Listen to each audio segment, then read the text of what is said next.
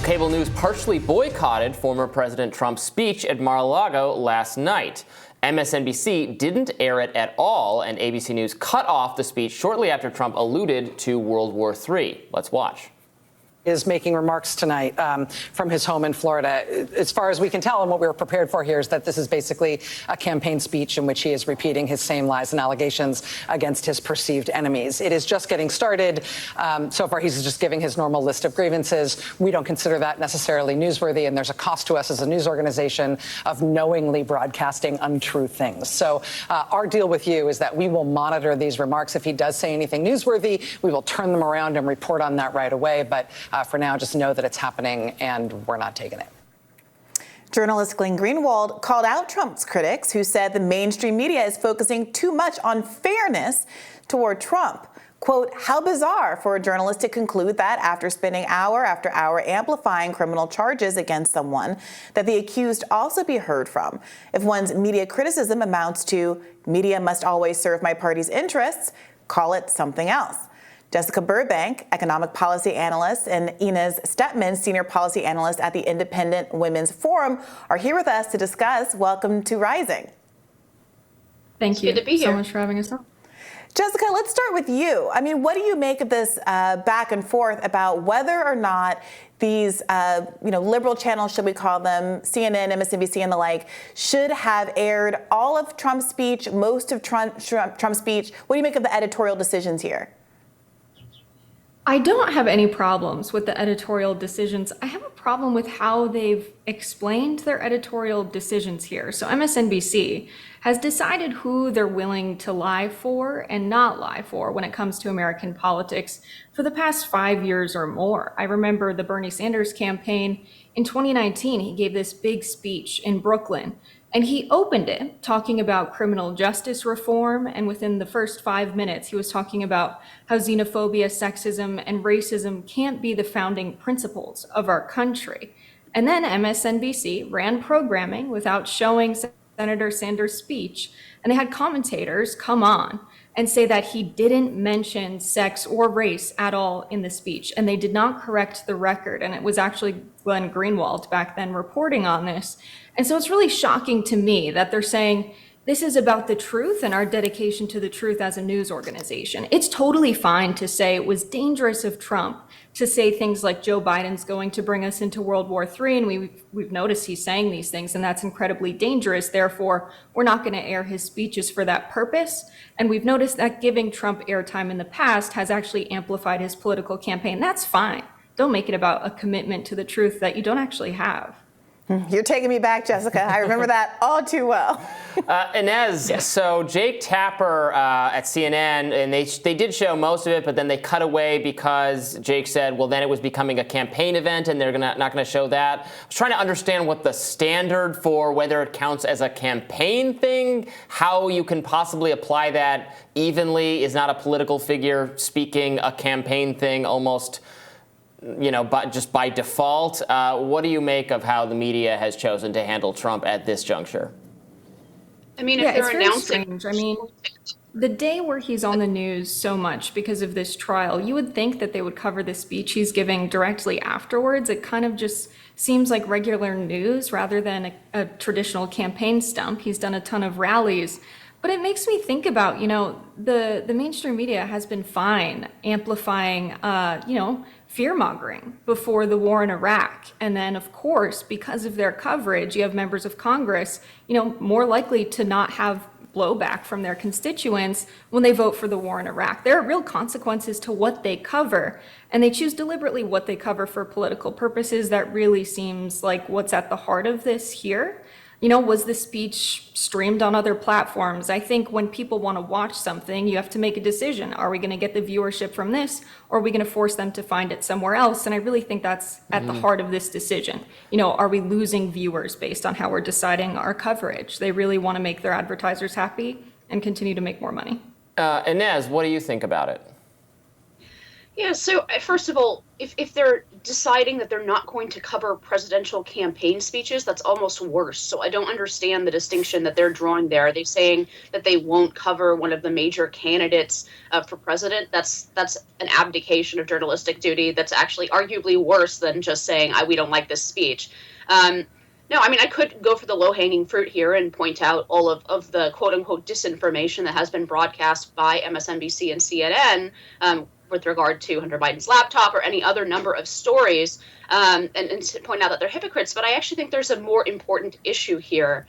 The legacy media, mainstream media, whatever you want to call them, they have lost trust across the board from the American people, not just from conservatives, but from moderates and even from liberals and progressives. And it's because they put themselves in between the news, the actual facts, and they are not honest about their biases, right? So I agree that with what the other guest said about the fact that they should have just been honest and said, we don't like this. We disagree with all of this. We think that it's lies or whatever, and we don't want to cover it. We don't want to deal with it. But the harder they rely on that sort of lie of their own about objectivity, the harder they are to trust, the more they will continue to lose trust. And I think that is, well, I mean, for one, it's an opportunity for independent news media.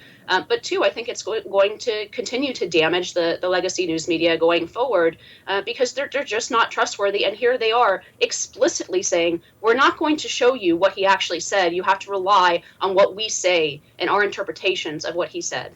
I mean, there is something pretty rich about these networks. I forget which of them it was, MSNBC or CNN, but one of them got a helicopter for an aerial shot and also hired a boat to capture, Trump's plane landing in Mar-a-Lago. So you have this like door-to-door tracking of Trump's movements from the second he leaves the courthouse in Lower Manhattan to the time he gets back in Mar-a-Lago. All this investment in really making this theatrical spectacle of Donald Trump. But then when he gets to a podium and he starts talking, that's when you think you have an ethical obligation to cut the camera away from Donald Trump. It does seem to be somewhat contradictory. Inez, I want to ask you what you thought substantively of Donald Trump's remarks. I know some people were saying that they thought it was like a campaign event and that it was better than his actual campaign launch. Other people thought it was still relatively scattered, and he made a lot of kind of unrelated statements about documents in Chinese boxes and going after other prosecutors for crimes that he might be charged with, going after Letitia James, talking about the judge in this case's daughter. What did you make of it all? Do you think it benefited Trump in the long run? Well, I think it was the usual Trump mishmash of two very important elements. One, sort of the absurd, right? And obviously this was a very Trump speech. It even included all of his catchphrases, right? And it was so a great speech. It was a perfect call, the most perfect call. Exactly, the very perfect call.